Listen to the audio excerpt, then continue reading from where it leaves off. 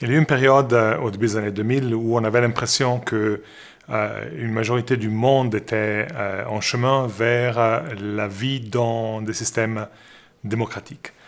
On avait aussi l'impression qu'une majorité du monde était en chemin pour devenir une sorte d'Occident après la fin de la guerre froide et celle qu'on pensait être la fin de l'histoire. On s'est évidemment fourvoyé dans cette réflexion partiellement naïve, partiellement liée à un espoir d'une certaine direction de développement du monde, parce qu'aujourd'hui, il n'y a qu'une personne sur 10 sur la planète qui vit dans un système vraiment démocratique.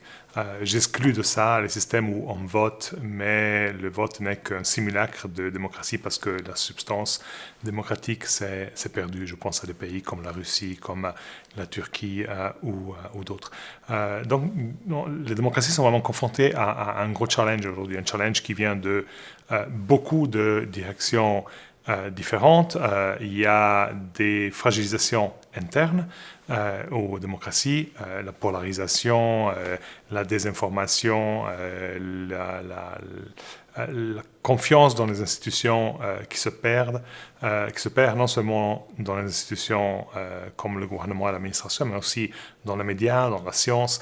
Toutes ces institutions un peu abstraites mais fondamentales au bon fonctionnement d'une société démocratique. Et puis il y a des forces externes qui mettent la pression sur les démocraties. La force du système économique globalisé qui provoque toute une série de conséquences, pensons seulement aux inégalités croissantes par exemple, et aussi la force de l'alternative que représente le système chinois. Le système chinois n'est pas juste un concurrent économique, le système chinois c'est une sorte de modèle alternatif pour une partie du monde.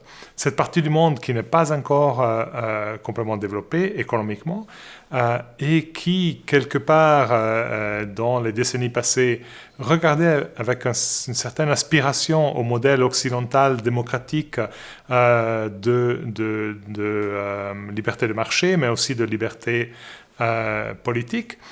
Et qui maintenant regarde vers la Chine et se dit mais il y a un autre modèle autoritaire qui produit quand même des avancées économiques substantielles.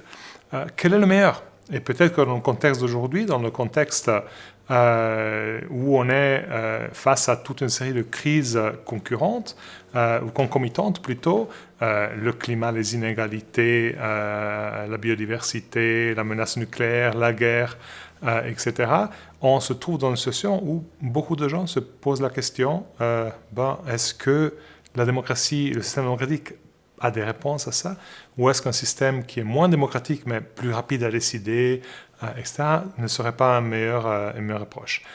Donc on est un peu dans cette terre du milieu, et là il faut qu'on trouve des réponses à ça, il faut qu'on trouve des réponses pour renforcer, relancer, protéger les systèmes démocratiques.